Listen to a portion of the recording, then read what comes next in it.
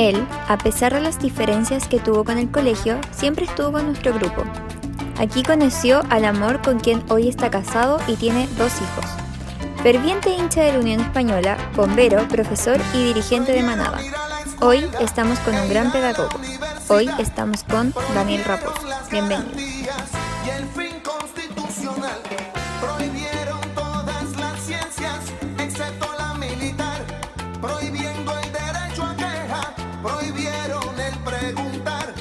Hoy te sugiero, mi hermano, pa' que no vuelva a pasar. Prohibido olvidar. Prohibido olvidar. Y aquí nos encontramos en otro capítulo con el invitado estrella, en este caso Daniel Raposo, junto con la compañía de Diego Peña. Por favor, Daniel, preséntese. Cuéntenos quién es usted. Ya, bueno, mi nombre es Daniel Raposo, estuve en el grupo Scout entre el año 1989, cuando entré como novato, y terminé mi estadía en el grupo el año 2003, cuando me retiré para tener un proyecto personal que me estaba llevando hace un tiempo. Tengo 41 años, soy profesor de historia y agradezco la invitación acá que me acaban de hacer 2 tremendos scouts para participar y dejar el testimonio de lo que viví yo y mis mejores amigos, incluyendo mi familia, mi esposa que la conocí en el grupo, mi hermana, que sean mis mejores amigos. ¿Y con qué canción te gustaría partir nuestro primer tema de conversación? Depende, ¿cuál es el tema? ¿O más? Secreto. No, son los métodos de enseñanza. Una de Pearl Jam, Society. En realidad es de Eddie Vedder, Society.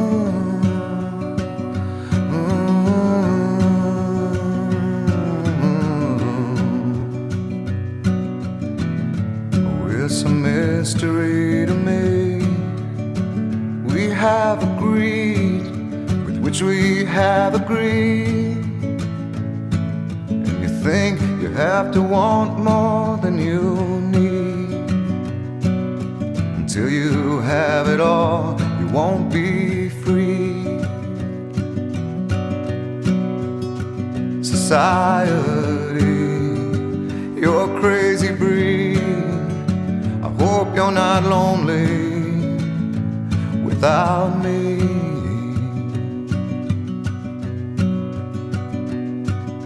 Want more than you have, you think you need. And when you think more than you want, your thoughts begin to bleed. I think I need to find a bigger place. 'Cause when you have more than you think, you need more space. Society, you're a crazy breed. I hope you're not lonely without me. Society, crazy indeed. I hope you're not lonely without me.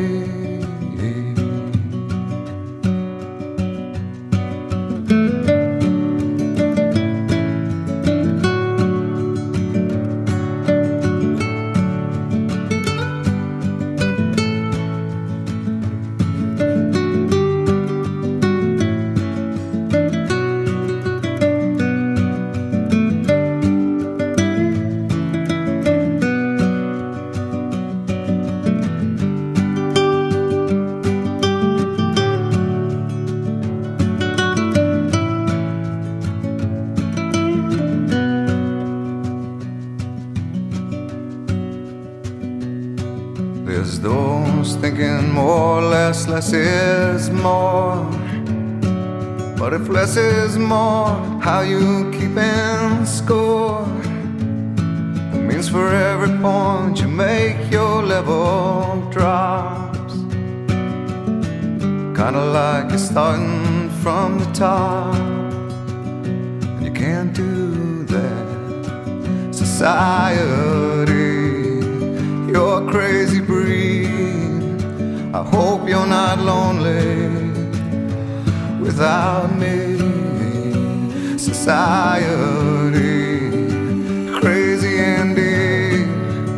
I hope you're not lonely without me. Society, have mercy on me. I hope you're not angry if I disagree. Society, crazy indeed. I hope you're not lonely without me.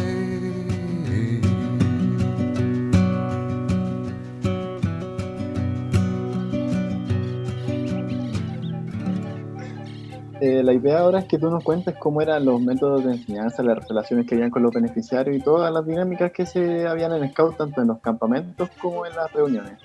Por ejemplo, algo tan básico como te decía, la relación entre el dirigente y el beneficiario.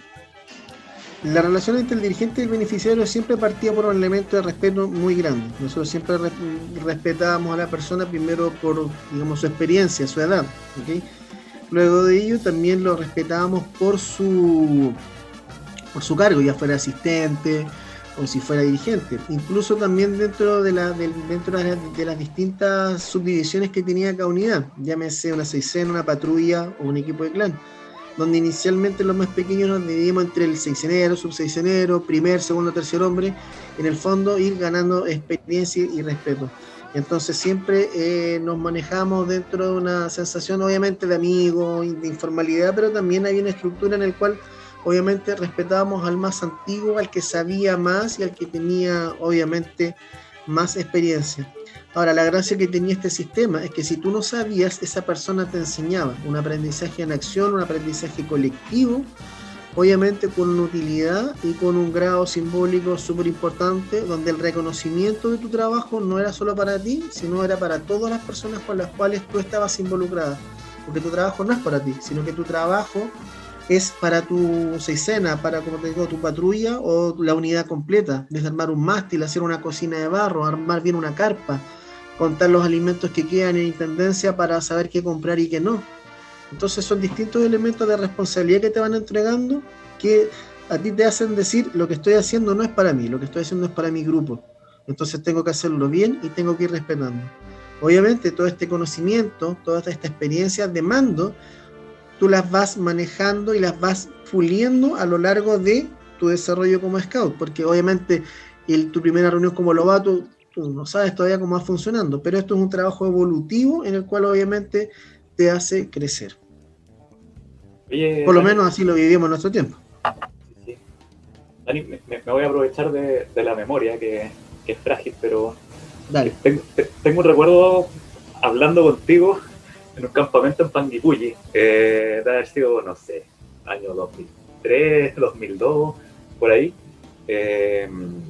Y me acuerdo como que me dijiste algo así como, el que iba a la buta era como el gordito bueno para los juegos, y el que iba a la lemu era como el flaco bueno para la talla.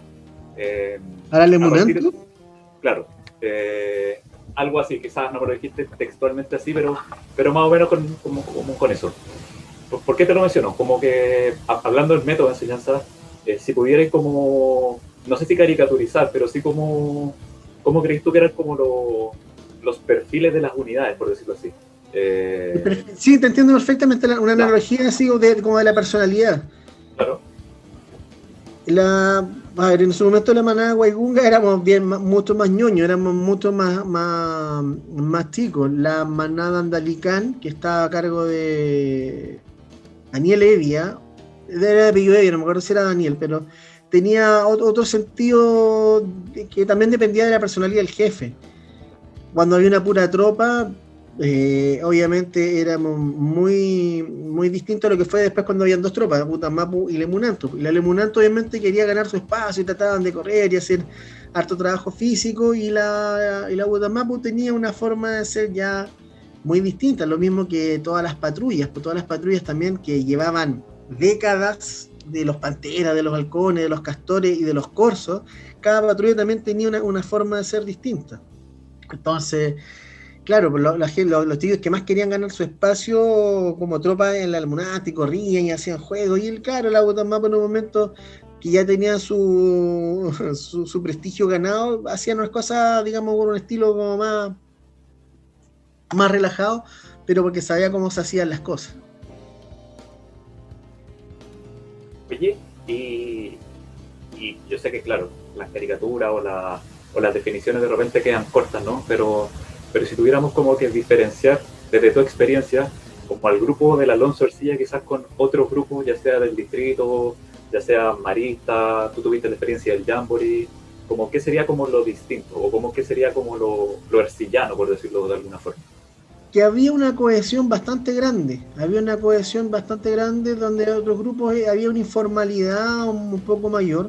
Nosotros teníamos un sentido muy importante de lo que es el grupo, de lo que son las unidades, un sentido por las tradiciones, por llevar nuestros tótems, por llevar nuestros báculos, por nuestra ceremonia de colores, por demostrar que somos el Alonso Ercilla en el sentido social, pero también que éramos distintos, queríamos destacar por nuestra mística también, que nuestras ceremonias fueran miradas, que todos vieran que cantábamos himnos, que todos vieran que cantábamos, que teníamos un sentido así como bien cohesionado, y que cuando cantábamos la noche en la canción de la promesa nos destacáramos frente a los demás, donde eran más que nada los otros grupos, por lo menos los que vi en el Jamboree, los dos Jamboree que fui, eran como más grupos juveniles, que nosotros no éramos un grupo, si bien éramos un grupo juvenil, pero tenía como un marcado elemento scout, ¿okay?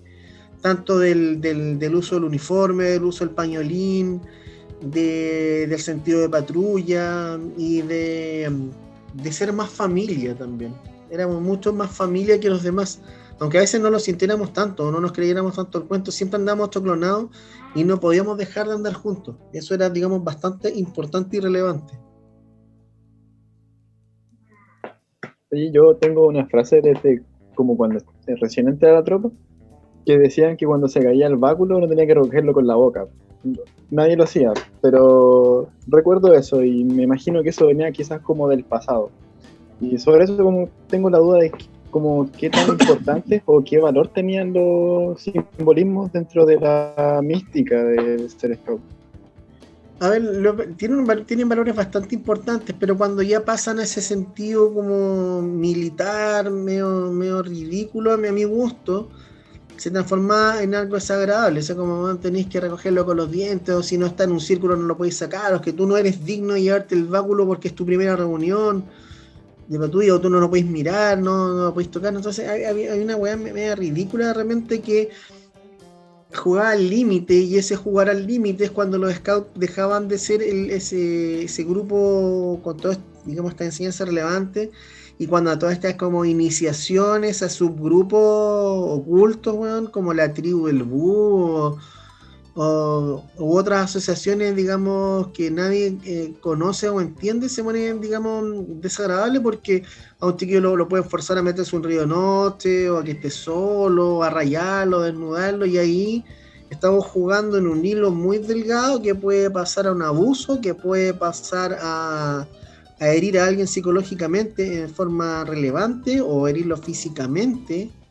Entonces el scoutismo tiene que manejar un marco, digamos, de lo místico, de lo importante de su simbología, pero no llevarlo a ese límite militarizado, ridículo, de película, porque ahí estáis jugando en un borde muy grande, y la persona que está participando de estas como sociedades dentro del scoutismo abandona un poco su rol y pues dice, chucha, no me di cuenta, es que yo actué dentro del grupo, y se llenan de explicaciones, y las situaciones lamentablemente terminan con gente dañada, con gente herida, y eso no le corresponde al grupo, para nada. Por lo tanto, siempre hay que, el dirigente es quien tiene que velar porque estos elementos no sucedan. Si ve que el dirigente, el que lo está haciendo, que los asistentes lo corrijan, o sencillamente tú decirle a tu apoderado o a tu familia, ¿sabes qué? Mira, pasó esto. Entonces uno tiene todo el derecho como papá y dice, ¿sabes qué? Esto no me parece, porque esto no es el escautismo. O ni siquiera tenés que saber lo que es autismo para decir quizás que no corresponde que mi hijo lo hayan dejado en polera toda la noche sentado con una vela porque se tenía que ganar una insignia, o porque tenía que pertenecer a un grupo, una tribu secreta que tiene el autismo y tenía que estar toda con el agua congelada arriba hasta la guata, ¿cachai? O que le hayan pegado, que lo hayan arrastrado, o que lo hayan humillado, o los distintos elementos que se pueden dar ahí dentro de un grupo. Cuando un grupo actúa, nadie es responsable. Todos se difuminan.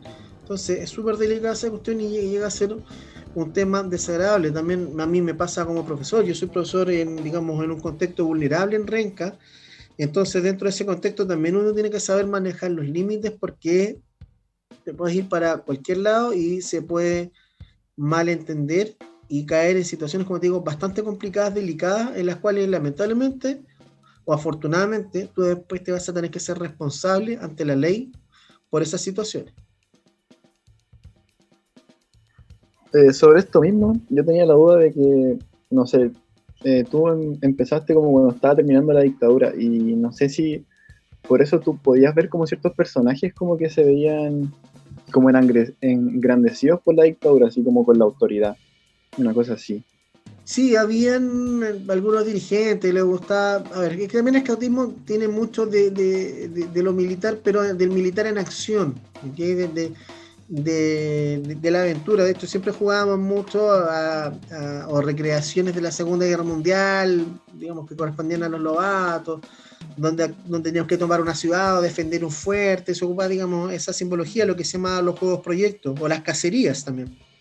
Entonces, en ese momento habían algunos que no distinguían bien ese rol y les gustaba esa autoridad, que el colegio haya pertenecido a una clase social en que obviamente se identificaba mucho más con la derecha en algún momento, pero gracias a Dios fueron elementos muy pequeños que tuvieron un paso fugaz por el grupo, y hubo otros que sí entendieron que este era un grupo social, y que si bien tú podías ocupar vestimenta militar, porque había muchos que ocupaban polainas porque era cómodo para campamento, su boina, que también es un distintivo militar y también, digamos, de los scouts, no lo llevaban al lado todavía de los elementos de los cuales recién estábamos terminando. Se piensa que entre el 89 y recién estábamos terminando el proceso de plebiscito y elección de un presidente, y ninguno de nosotros sabía lo que era una elección de presidente, porque todos habíamos nacido promedio 78, 79, habíamos vivido bajo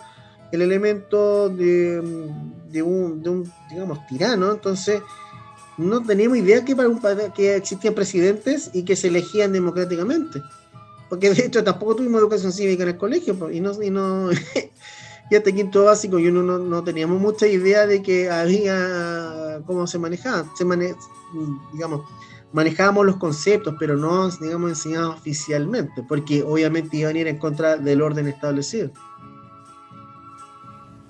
Oye, Daniel, ¿cómo era el proceso de ustedes como de creación, por decirlo así? Para crear los juegos, para como irse en las voladas, así como de qué hacer con los niños, como para que lo pasen bien y se eduquen, y qué dificultades te recuerdas de tu proceso, al menos en manada, como, no sé, algún chico que te haya costado como, no sé, lidiar con él, relacionarte con él, eso. Mira, el proceso de creación, obviamente, éramos un equipo de 5, generalmente 6, donde obviamente tú ya tienes la experiencia de saber primero cómo armar un programa. El programa obviamente requiere elementos que tienen que estar sí o sí en los elementos de organización. Por ejemplo, en un campamento, tener básicamente comida, lugar de abrigo, agua potable. Entonces, y de ahí en adelante tú ibas creando. Decía, necesitamos tantos juegos por día, según un horario. Tenemos que abarcar juegos para este tipo de chiquillos, para este otro tipo de chiquillos, otro para este otro tipo, porque comprendíamos ya que existían una variedad de personalidades distintas que tienen distintas habilidades, gustos, y obviamente para que consiguieran logros para sus distintos grupos. Obviamente nosotros no solamente lo hacíamos, digamos, por nuestro conocimiento y experiencia como beneficiarios, sino también que ocupábamos mucho material que nos había entregado otros jefes y que había entregado también la Asociación de Guías Scout de Chile, que nos entregaban elementos de cómo confeccionar juegos. Aparte, nosotros sacamos mucha bibliografía de otras partes, con Sergio Miranda, con Roberto Riveros, que trabajamos en el clan. Buscábamos elementos en otros lugares para saber qué hacer, para saber qué necesita un adolescente. Por ejemplo, la parte de los lobatos, re fácil. Un buen juego, una buena actividad al aire libre, algo simbólico, hacerlos que ellos tomen un rol, entregarles una responsabilidad y decirle, tú eres responsable de que este pañolín llegue al otro lado, porque con este pañolín representa una tijera con la cual van a cortar una línea de comunicación, y le conté toda una historia, los chiquillos corrían y obviamente se pintaba la cara con un poco de tierra para darle un sentido así obviamente más dramático, pero también más lúdico. Era re fácil, donde el desafío, y lo entendí al final, mi última etapa como dirigente fue en el clan, cómo motivar a un adolescente, súper complicado. Teníamos 2 equipos que eran muy diferentes en su personalidad, un equipo de niñas que también eran re simpáticas, pero costaba llevar y motivar, porque también no habíamos trabajado nunca con un grupo de chiquillos, no sabíamos cómo trabajar bien con ellas. Entonces la motivación es más complicada en los adolescentes, porque son roles distintos, pues ellos ya no van a jugar, ellos no se van a embarrar, ellos no van a vivir el sentido simbólico de los juegos, quieren las cosas concretas, ¿cachai? Entonces, y obviamente que uno quiere que permanezcan en el grupo, porque han estado toda su vida, pues desde lobato, y decir, puta, pero ¿cómo yo, bueno, como jefe le voy a fallar a alguien que fue lobato, que fue millones de campamento, alguien que fue scout, estuvo en la tropa, que también fue millones de campamento, porque también le esté fallando a su familia, porque la familia los apoyó por siempre, y dicen, no, puta, es que en la ruta estuve con Daniel, con el Chino y con el Sergio, bueno, y una terrible fome, y dejé de ser scout por ello. Qué irresponsabilidad, qué tremendo. Entonces había que cranearse también con ellos para que lográramos hacer cosas. Bueno, por lo menos terminamos con nuestros 2 equipos, donde habían chiquillos muy diferentes entre los 2 grupos, pero finalmente terminaron, digamos, siendo muy unidos en su último campamento, y tuvimos experiencias ahí bastante importantes cuando fuimos a Cochamó con la ruta el año 2003. Viendo como ahora quizás las cosas malas del grupo, de las actividades, ¿tú recuerdas alguna, no sé, situación que haya tenido que ver con alcohol, drogas o algo como demasiado extraño, por así decirlo? Mira, para empezar, no, en los lobatos nada, éramos niños, ¿cachai?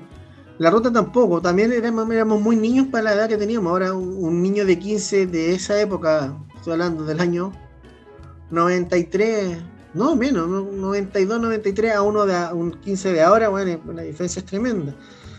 En la ruta ya más grande, ya nos sentíamos más especial y podíamos fumar en campamento, porque éramos más grandes y nos sentíamos la raja haciendo eso. De repente alguien llevaba una botella de vino, una botella de pisco, y la compartíamos la noche cuando teníamos frío. Entonces, que teníamos un sentido como de compartir, nunca como de ir a carretear o desmadrarse. Ya después como dirigente, y cuando tú también ibas con apoderados, tú en la noche claramente compartías un vino, compartías licor, un cigarro, pero en un sentido como de compartir, más que de carretear y convertirte en un elemento, weón, irresponsable, porque estás a cargo de niños. Ahora lo veo y digo, bueno, yo tengo un hijo de 10 y un hijo de 11 y Sofía de 12. Bueno, yo no sé si lo dejaría ir a un campamento con un cabro de 20 años, weón. Un fin de semana completo, una semana completos perdidos en el sur, que es como súper complicado. Bueno, nosotros nos daban esa confianza, y esos elementos tratábamos de manejarlo lo mejor posible, pero siempre con apoderado, y en un tema así como de compartir vino en la noche, si es que había, un cigarro, y nada, tampoco llevarlo al extremo. No sé si queda algo más que quieras decir como el método de enseñanza. Yo creo que estamos más o menos bien.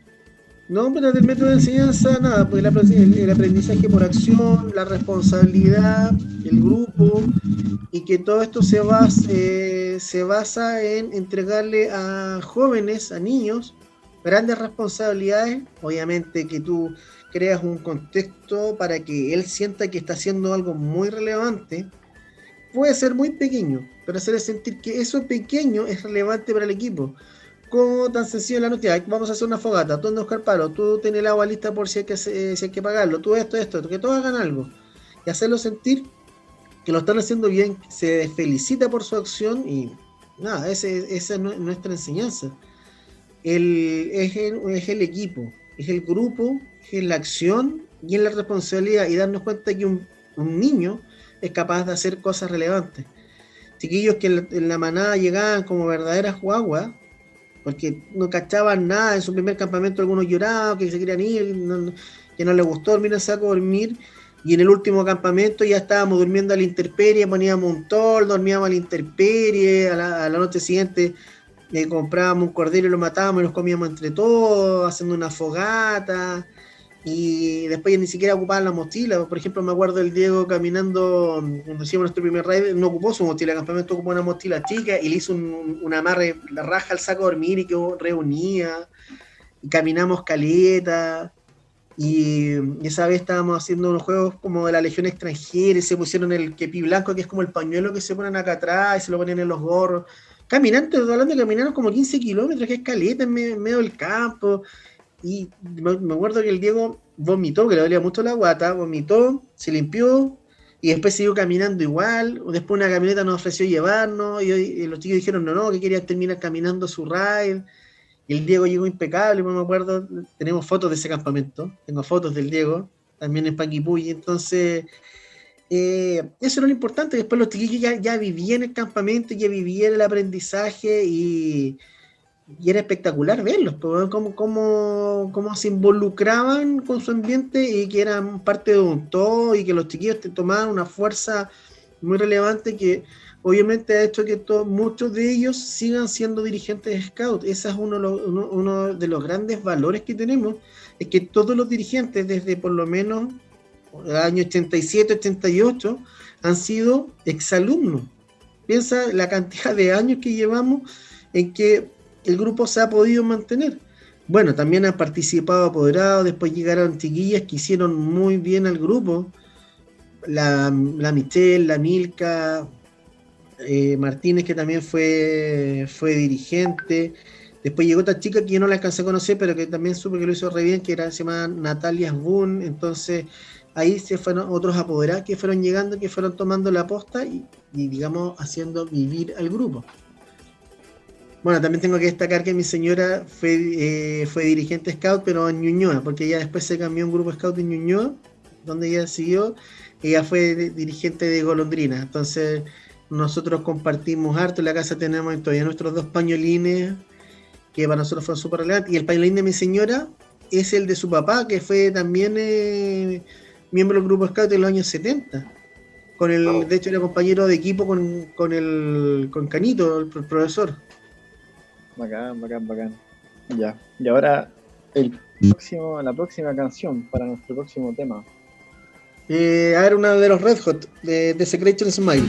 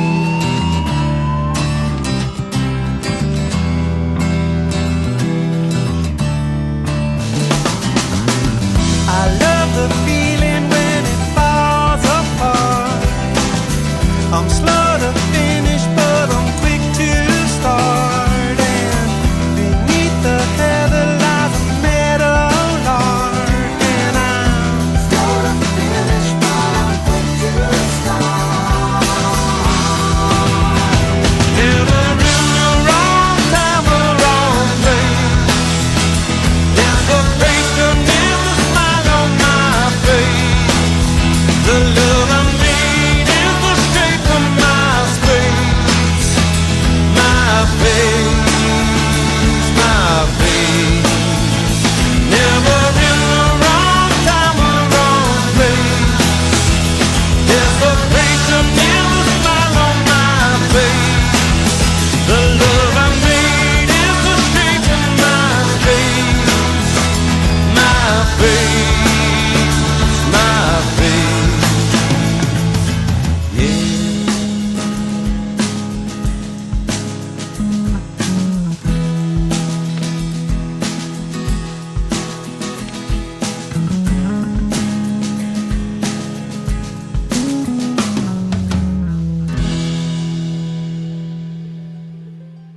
Bueno, ya. La idea de partir con el colegio es que se hable todo lo que quieras hablar sobre el colegio, lo bueno, lo malo. Una clase media que lo podía pagar en un colegio caro, pero que te ofrecía una ventaja grande respecto del posicionamiento educativo en el cual te dejaba. Tú sabías que el colegio, que cualquier alumno del colegio iba a quedar en la universidad porque te proyectaba hacia su estudio, altamente exigente, con una infraestructura maravillosa, con profesores muy buenos en general en sus áreas, con personalidades distintas, que tú podías encontrar personalidades increíbles, profesores que realmente eran un ejemplo de docencia, y otros que eran más complicados en su personalidad. Pero eso es obvio porque tú siempre en cualquier elemento social vas a encontrar distintas personalidades pese a sus, digamos, competencias académicas. Entonces el colegio, bastante bien, el colegio cumplía su función, te entregaba una educación bastante importante. Habían elementos que funcionaban en silencio, que nadie sabía, pero que todos sabíamos. Yo me acuerdo del año 91, estaba en séptimo básico, y nuestro profesor de religión, que era acá el Catalinich, sabíamos cómo funciona todo, porque sabíamos que había un grupo de estudiantes con el cual él se relacionaba de una forma distinta, de abrazos, de cariños en la cara, y todos como que no decíamos nada, pero todos quedábamos mirando para atrás. O cuando pasaba digamos, este grupo como que era muy cercano a este profesor, le cantábamos la canción de los pitufos y como que los leseábamos un poco, pero también nos daba un poco de miedo porque sabíamos que estaban en cosas que no eran correctas. Por ejemplo, que la oficina de él, que estaba en coordinación en el hall, tercer piso, los chiquillos iban porque tenían llave y se metían y tenían acceso a una cantidad pero tremenda de pornografía física y virtual con el computador de él y en revistas, que en el estante tenía un montón, ¿cachai? Y eso era Vox Populi, lo vi yo, lo vieron mis compañeros y era sabido, lo veía el portero, lo veía la secretaria y todos callados nomás, por eso te digo, se callaban con eso y era una situación bastante complicada, y que era lo que veíamos nosotros no sabíamos todavía lo que había pasado con el hermano, con estos de par de viejos degenerados que andaban dando vueltas por ahí, pero sí sabíamos lo del Cata y que incomodaba, era bien difícil. Después de educación física, que él bajaba a los camarines a apurarnos, pero te abría las puertas de las duchas y te quedaba mirando y te apuraba. Entonces, ahora tú decís, como tú permitimos eso. No lo sabíamos como chicos en ese momento. Veníamos de una crianza distinta, que gracias a Dios hoy los medios han demostrado que este cambio es bueno para las generaciones actuales y que puedan identificar cuáles son los riesgos y lo manifiesten, los gritos de alerta, pero de inmediato. Nosotros no lo vimos, no lo sabíamos, no lo entendíamos, lo asociábamos como algo no normal, pero no como para decirle a alguien. ¿A quién le íbamos a decir? Un hermano, oiga, hermano, ¿cómo es posible que ese profesor le haga tanto cariño en la cara a sus estudiantes? ¿Y por qué los abraza y les habla en el oído? Eso que no correspondía. La bibliotecaria también, pues lo veía, y cuando lo veía miraba para abajo, miraba para el lado. Nadie se quería ser responsable o se quería hacer cargo de algo de lo cual no te iban a querer, de lo cual no te iban a pescar. ¿por qué? Lo iban a negar, porque nadie quería después hacerse responsable de eso. Porque hubieran tenido que hacerse responsables los hermanos, la unidad educativa que contrató a este compadre, porque si bien era laico, él fue postulante hermano, y el hermano de él fue hermano marista un tiempo. La familia estaba muy involucrada con el colegio, digamos, en un buen sentido durante un tiempo. Entonces, claro, había cierto nivel también de protección a esto, porque los hermanos maristas no se quieren exponer. Y cuando se tuvieron que exponer, también lo negaron, también se protegieron, también costó mucho que reaccionaran como institución ante algo tan evidente como de este par de viejos y otros tantos relatos más que habían atrás, donde ya la acción marista estaba escrita dentro de los propios registros de los hermanos, que los hermanos guía eran muy cariñosos con los hermanos novicios y ahí lo relataban en sus textos, y que claro, pues, 13 años 40 ya no era peor aún en el asunto. Entonces el darnos cuenta hoy en día nos hace dar cuenta que también había una maquinaria educativa espectacular que te da posibilidades, pero que por dentro habían elementos cancerígenos, habían elementos podridos que estaban corrompiendo a algunos chiquillos que iban sacando, que le iban tirando, y que les tapaban la boca y se los llevaban para un lado y tú no lo sabías, ¿sabes? Y después ya te fuiste dando cuenta y decís, concha su madre, cómo yo estuve metido entre medio de eso. ¿Por qué no lo denuncié? Pero también éramos chicos, no teníamos idea de cómo funcionaban las cosas, de cómo tenían que ser. Complicado. Pero eras un niño de séptimo, ¿no? ¿Ah? Tú dijiste que eras un niño de séptimo en ese entonces, ¿no? En séptimo, me empezó a hacer el catalismo hacia religión, me decía. Y ya cuando estaba ahí en séptimo pasaban estas cosas. Año 91, sí. Porque, si mal no lo recuerdo, él cuando ya se va detenido es el año 97, ¿no?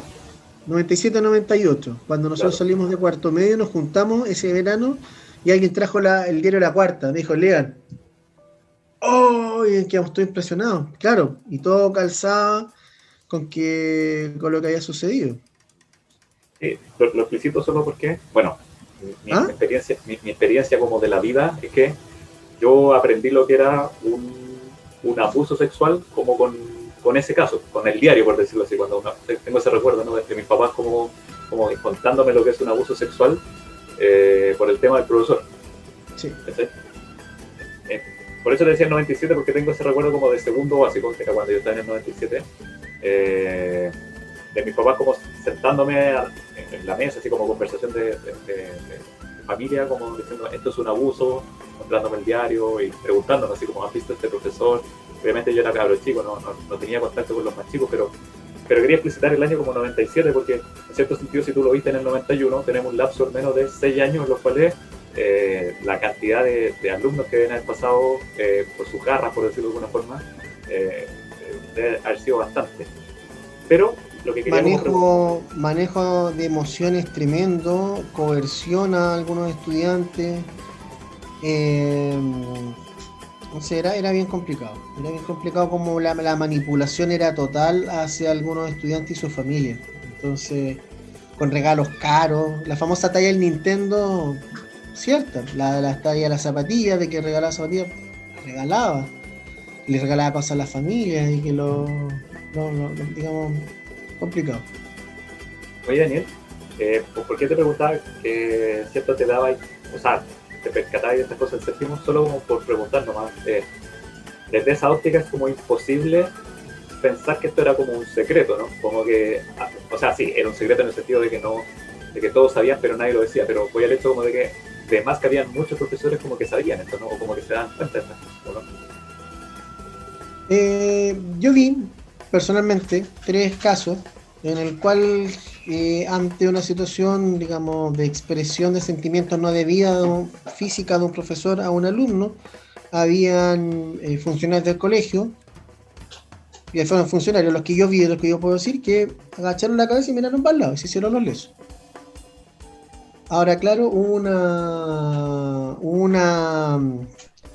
una sensación después de culpar a profesores. Me acuerdo que mucho se le dijo al Tuntulo de que él no hizo mucho, pero los profesores también, muchos no sabían lo que estaba sucediendo.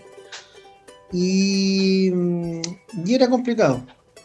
Era complicado. Ahora, claro, yo estoy diciendo lo que vi, ¿cachai? Ahora, por ejemplo, no te voy a decir los nombres de los funcionarios, porque finalmente ellos también después, si escucharan esto, me podrían contrademandar, ¿cachai?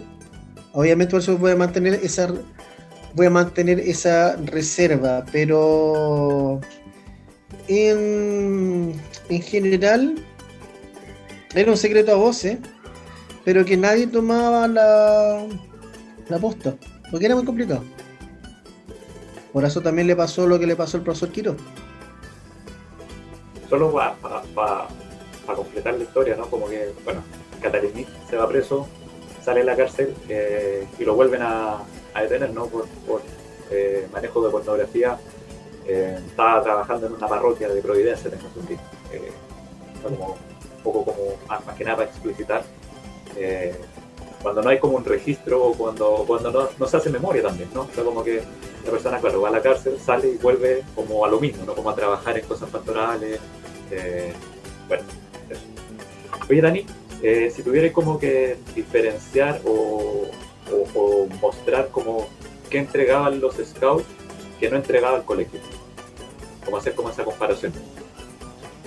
Que nuestros dirigentes eran súper responsables, que eran exalumnos, que eran súper comprometidos con nosotros, que nunca dejaron que nos pasara nada, que incluso si nos veían tristes, nos tiraban tallas, se preocupaban, eran súper empáticos con nosotros porque nos veían como sus hermanos chicos, no nos veían como un inferior, no nos veían dentro de una jerarquía como un elemento vulnerable, sino que nos veían como un par, y fueron muy buenas personas en cuidarnos, en educarnos, y fue el elemento que yo quise replicar como dirigente después, porque José Pablo fue extremadamente responsable conmigo como dirigente scout.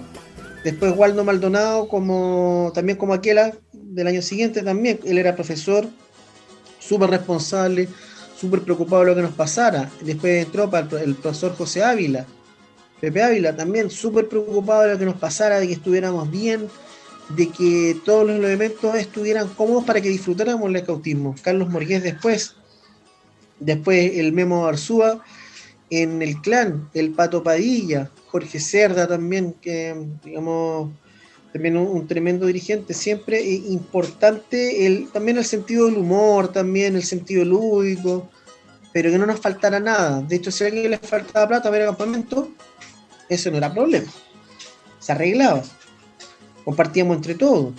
Si no tenía plata, se quedaba después de un poco de que llegamos a bajar las carpas, o sea, pagaba de otra forma, pagar entre comillas, ¿cachai? El grupo Scout tenía un sentido de protección bastante grande porque nos consideramos una familia, nos consideramos una tribu de una u otra forma. Éramos una manada, éramos la Utanmapu o éramos el clan secto, que antes había una sola unidad, que era el clan secto. Y el clan secto tenía una mística tremenda. Éramos pero extremadamente unidos, éramos unas bestias. Yo era feliz de estar con ellos. Pero con dirigentes que eran súper responsables, que eran pendejos, 75 años, más de 27 años, pero lo hacían increíble. El más viejo haber tenido unos 30 años, pero súper, bueno, o el Pato Padilla ya que era, digamos, un poco mayor, profesor, papá también, y no, pero súper bien, nos enseñaban, y cuando equivocábamos nos retamos también, pero no era un castigo físico, ni una hueá denigrante, ni una cuestión que pasara más allá. Siempre bien protegidos, nuestra familia los conocían, ellos hablaban con nuestros padres, eran personas de confianza.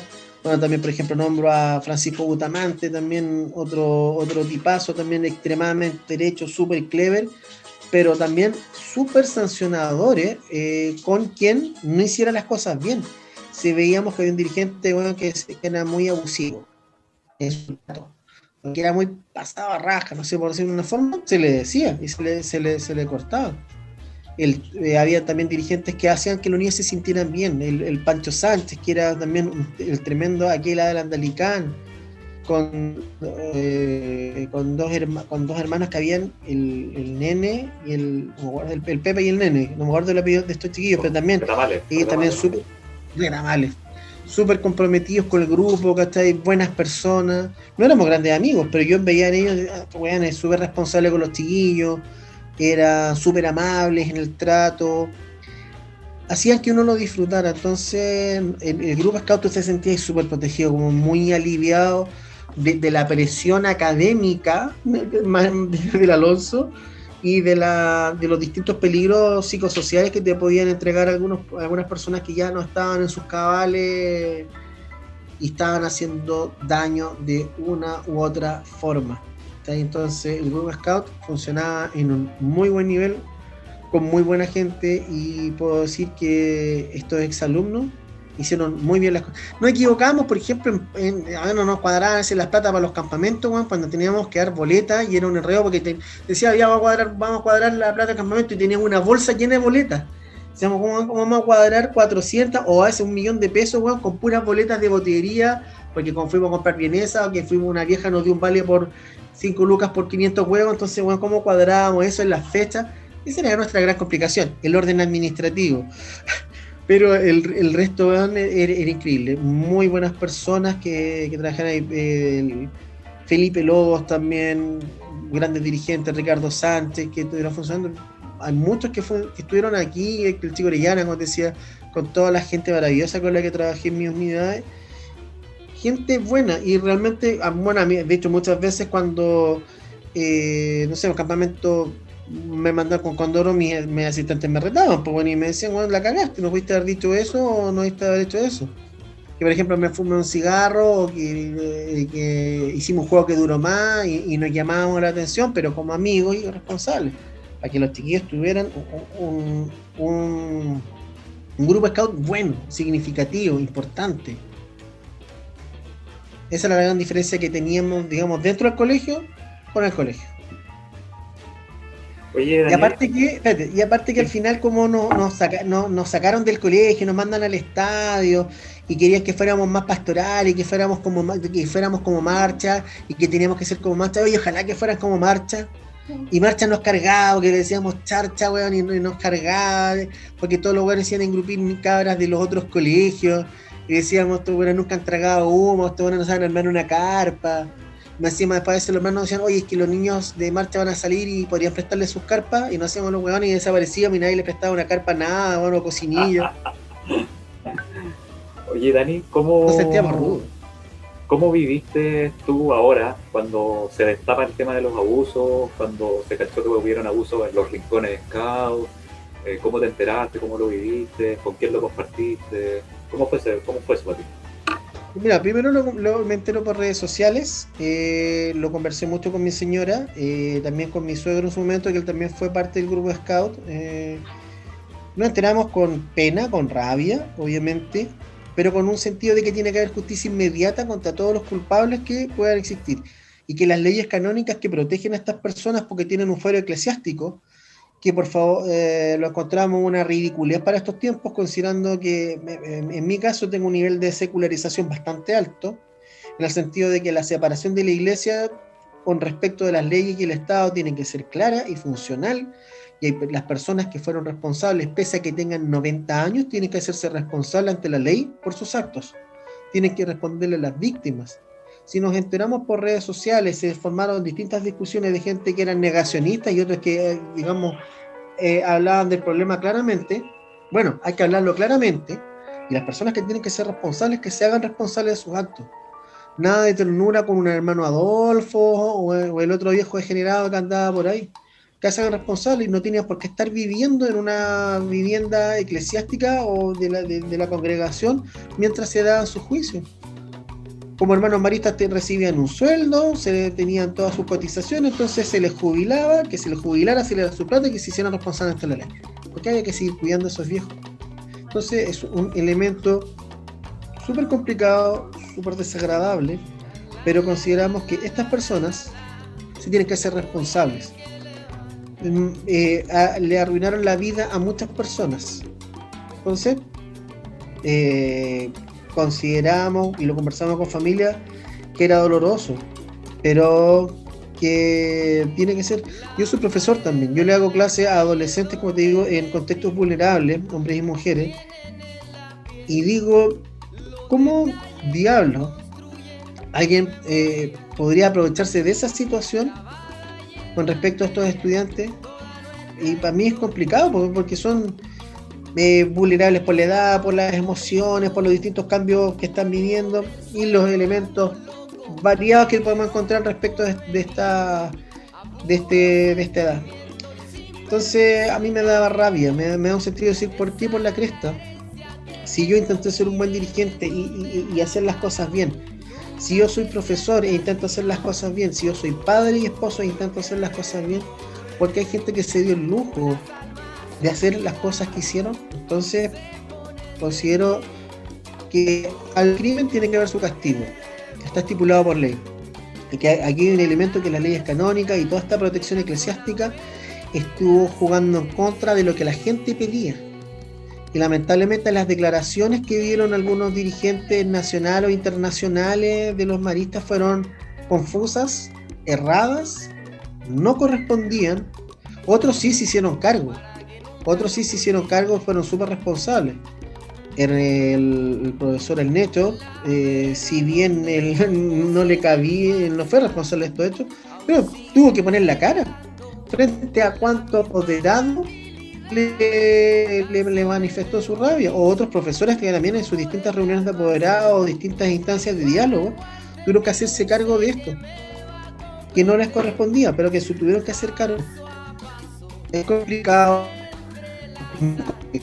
porque esto toma tiempo, mucho tiempo, porque son heridas perennes, que tienen que ser tratadas en distintas instancias, con distintos especialistas, y es un trabajo de amor el intentar reconstituir un poco ese dolor. Entonces yo sí estoy tajante en mi juicio que esas personas tienen que pagar, y que paguen con los elementos que establezca la justicia. Si esos casos prescribieron según los elementos legales, el juicio social no prescribe. Y esos nombres quedan tachados, y esos nombres tienen que ser alejados de todos los ámbitos. Lamentablemente lo que pasó con el señor Catalinich, que si bien salió de la cárcel, paga lo que le corresponde, lo que la justicia le hizo pagar, pero lo encuentran nuevamente en una parroquia con elementos de pornografía infantil. Entonces esas personas tienen que estar sacadas de esos elementos donde ellos puedan nuevamente vulnerar a otras personas. Esa, digamos, mi opinión.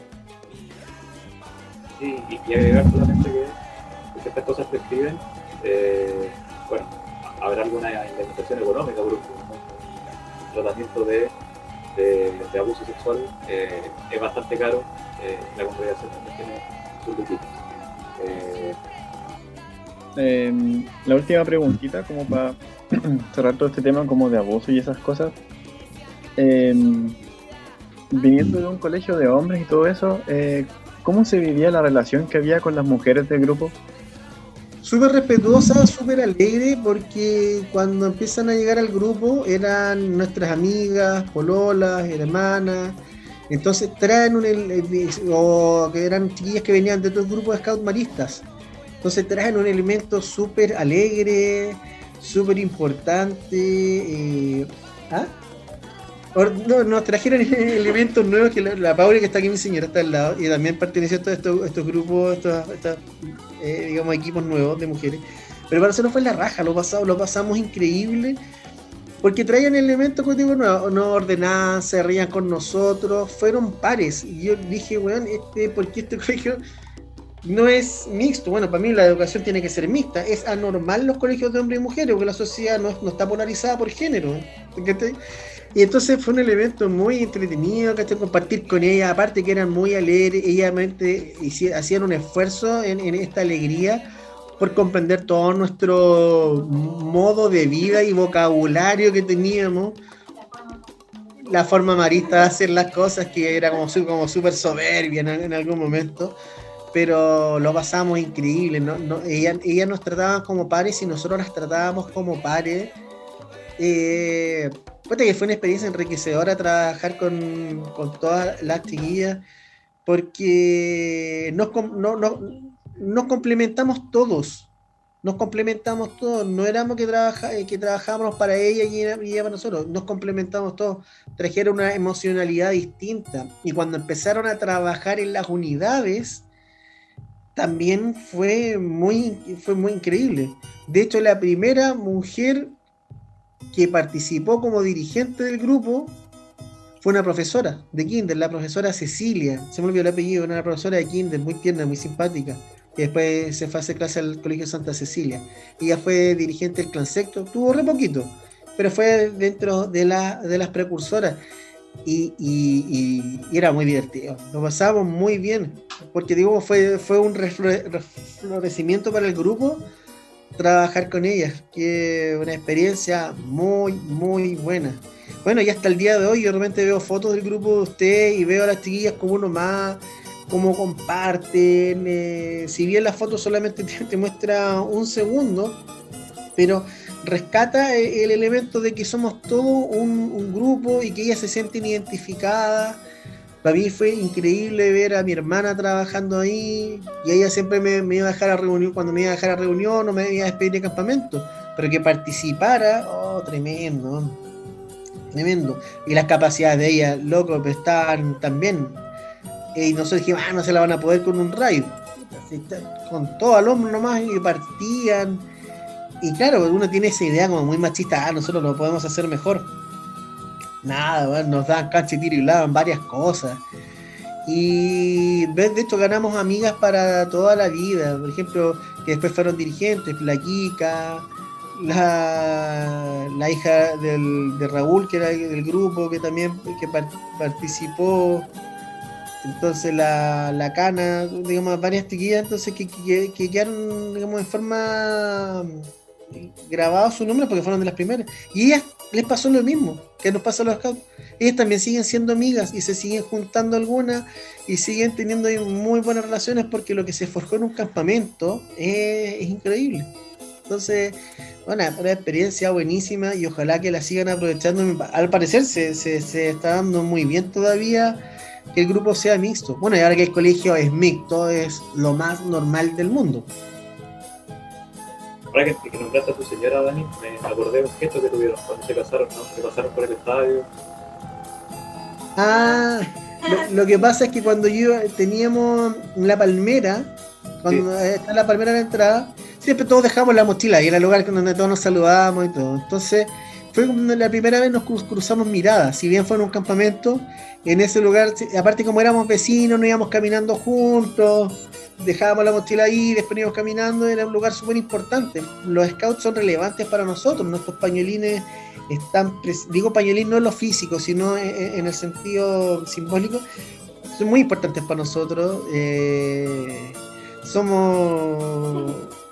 Guardamos un recuerdo tan bonito de que cuando nos casamos nos tuvimos que ir a tomar una foto a esa palmera porque significaba mucho, y de fondo ahí con los rincones y los cubiles y todo. Entonces el escautismo nos unió y también nos mostró una forma de hacer las cosas como familia.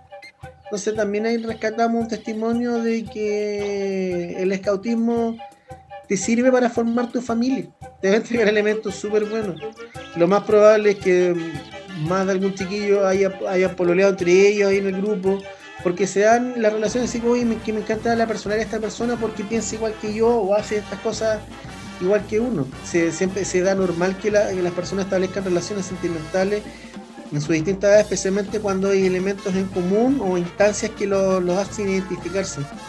Eso también es sano, es normal, y lo encuentro increíble porque después terminan o siendo pareja y se casan y la raja, o terminan siendo pololos y viven momentos súper importantes en el crecimiento de sus emociones.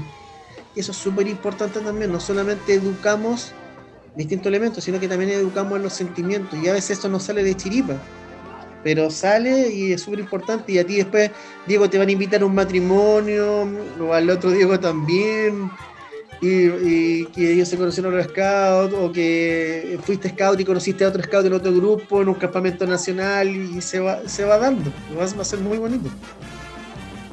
Dato anecdótico nomás, que hicieron una remodelación en el estadio para cambiar la pista, hicieron pista recortada y sacaron un montón de árboles, pero la palmera quedó. ahí, está intacta. Ahí quedó. ¿En serio? Sí. Oh, espectacular esa palmera. Vamos a ir a ver esa palmera. Bueno, y de hecho también elementos de la familia de la Pauli, los cajones que en un momento Sí. habían para llevar cosas, lo hizo el abuelo de la Pauli. Bueno, todavía están. Todavía hay varios cajones. Cajones malditos esos para llevar cosas, weón. Sí, yo tengo recuerdo de Panguipulli bajando esos cajones llenos de cosas. Oh, man. Por esa loma, la loma que estaba a la entrada del. Sí, bajando con la. Ahí nos los quisimos mucho. Eran los cajones, estaba acordando de mi abuelo entonces. No, sí, sabe. Buenísimo. No, bacán haber tenido la oportunidad de poder conversar contigo, de que no sé, nos hayáis agregado igual la parte bien emocional de Scout. Y creo que, como tú dijiste, es lo más importante, como el espíritu. Así que, como te digo, bacán haberte tenido acá, Daniel Raposo, en la historia de este podcast y del grupo. Muchas gracias por tu presencia. No, gracias por considerarme.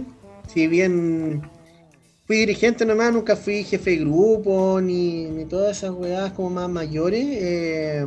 Pero le agradezco que me hayas considerado y haber podido dar mi testimonio de lo importante que es y que el Grupo Scout te sirve en la vida, en lo laboral, en lo sentimental, en lo familiar, en todo.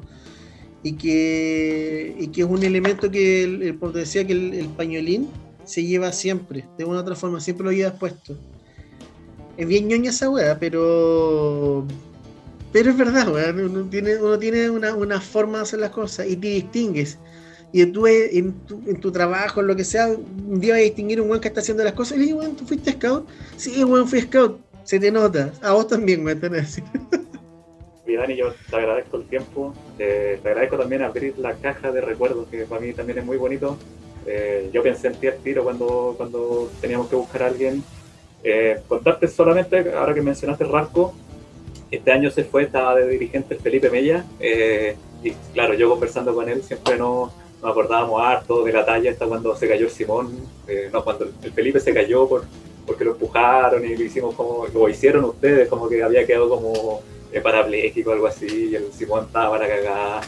Nos acordamos harto como de ese campamento puntual en nuestras conversaciones todavía, así que nada, Oye, agradecerte también. Este campamento yo me junto con el Víctor González, que éramos los dos dirigentes que estuvimos, que yo era la Quela y el Guantola.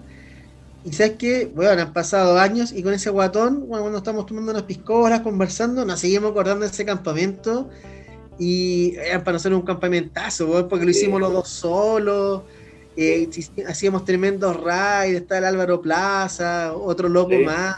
El Álvaro Plaza sigue en el grupo. De hecho, él es responsable del distrito. Bueno, entonces siento que hicimos un buen trabajo, porque a veces el Álvaro le costaba al principio como que era un universo nuevo, y los papás también súper comprometidos, igual que tu papi, bueno, súper comprometidos con el grupo, participaban.